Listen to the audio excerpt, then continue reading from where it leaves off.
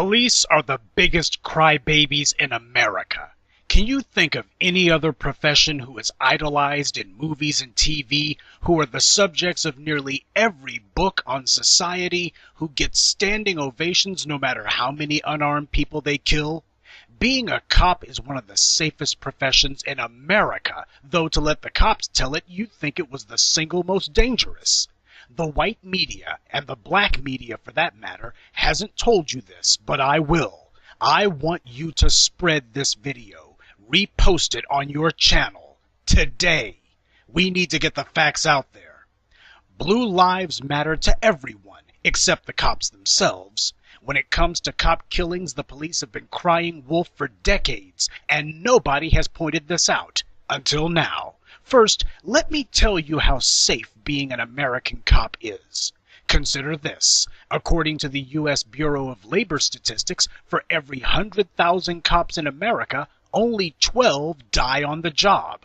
12 out of 100,000. That doesn't even put them in the top 10 of the most dangerous jobs in America.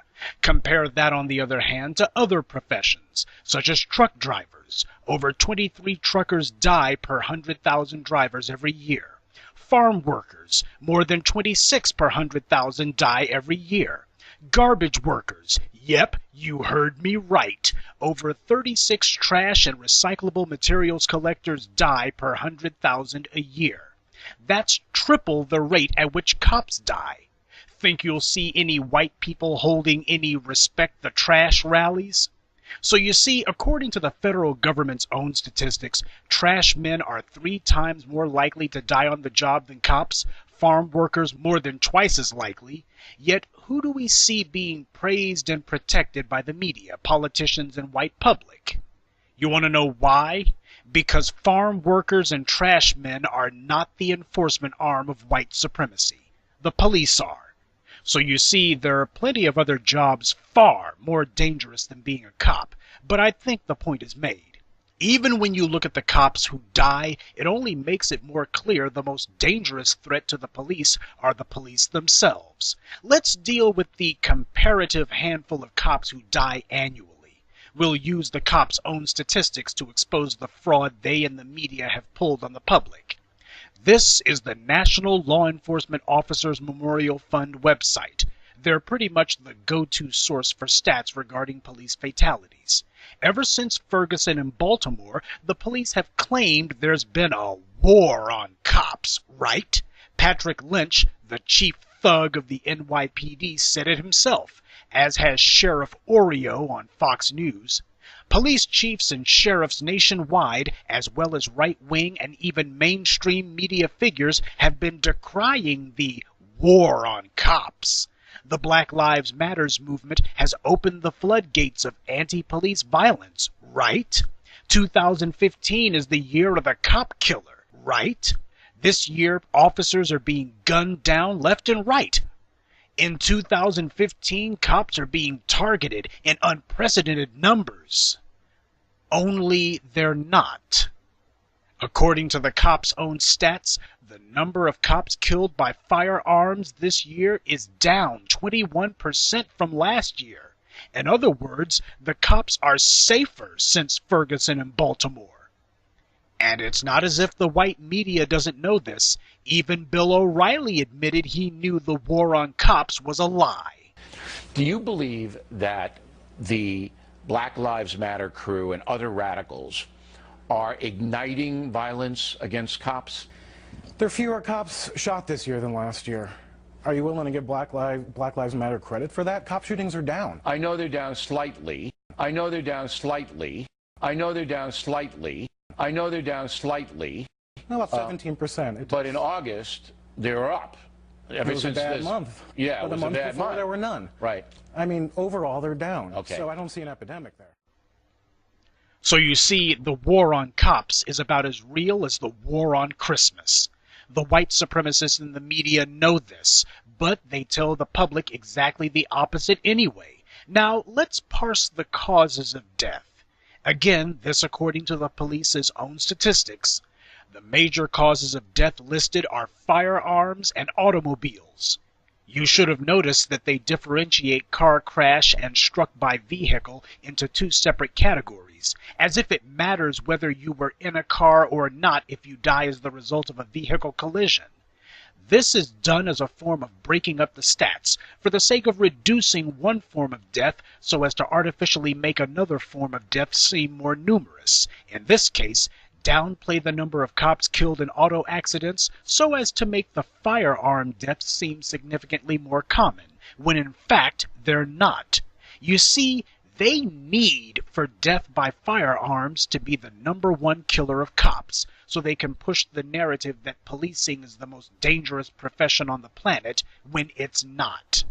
If people realize that even the police admit the #1 killer of cops is car accidents, the police can't demand their murderous behavior be overlooked because their job is so dangerous.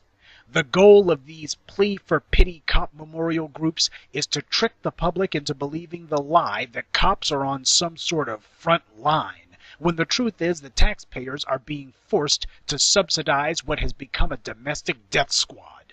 But even if you are so foolish as to believe that firearms are the #1 cause of death for police, you still can't escape the fact that the cops are selling the public a total lie. I've studied the perverted culture of the police for a couple of decades now, and when I saw this list, something jumped out at me immediately. It wasn't what I saw, rather what I didn't see. The National Law Enforcement Officer's website lists many causes of death. Some of them, like electrocution and struck by falling objects, are just stupid. But do you notice the one cause of death that's missing?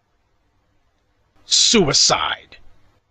The dirty little secret in law enforcement is that more cops die by suicide than die in the line of duty. And that's according to the International Association of Chiefs of Police. The police chiefs themselves admit the greatest danger to cops is themselves. Recently, one suicidal cop, Joe Glinowitz, killed himself, but not before trying to frame Black Lives Matters for his own death. And the reason why? Because he'd been robbing a children's charity. That's what you get for backing the badge. This shows just how perverted police culture is and always has been. The white supremacists were not saddened to learn Glinowitz killed himself, though they were saddened to realize that they wouldn't be getting any more propaganda value out of him. They were glad to mention him morning, noon, and night until they realized that the party was over. And as for the police, they were disheartened that he killed himself, but not one of them showed a shred of surprise. They deal with this on a near daily basis. The police know how common suicide is among them, but the media has refused to tell the public. Blue lives matter to everyone but the police and the media. And I'm not going to get into the 2 cops in Louisiana who were indicted after getting into a shootout with a white thug. They're learning the same lesson that Asian cop in New York learned after he murdered Akai Gurley. The Police Benevolent Association is nowhere to be found. Fox News isn't telling the public how dangerous cops' jobs are now, or how they only have split seconds to react to a dangerous situation. The white supremacists aren't calling the dead child a thug in training, even though his father was a career criminal with a record long as my arm. All of a sudden, the media and the white public want justice when cops kill someone. Yep, blue lives matter all right, but only if they're white. If Fox News and their white supremacist allies really wanted to support the police, they'd be calling for more mental health programs and psychological counseling for police. If the cops wanted to help themselves, they'd stop scaring one another with the culture of fear that deludes cops into thinking that every day will be his last. The police have lost their legitimacy, and when that occurs, no one will care what happens to them. There is no war on cops today, but if the slaughtering of unarmed civilians continues, there may well be one tomorrow. And no amount of media spin will gain the police any sympathy. When you've cried wolf as long and loudly as the cops have, your credibility dies long before your legitimacy does. The white supremacists cheering on the police have created a maze the cops can't get through. One lie after the other, forming a house of cards that will leave a public disgusted with the police in general. It's time the cops faced their lies and were called out on it. Because the truth is, blue lives only matter if a black person takes them. As I said before, repost this video on your own channel. Beyond that, lend your voice to this effort. The media's job is to cover the truth, and ours is to expose it. So get to it.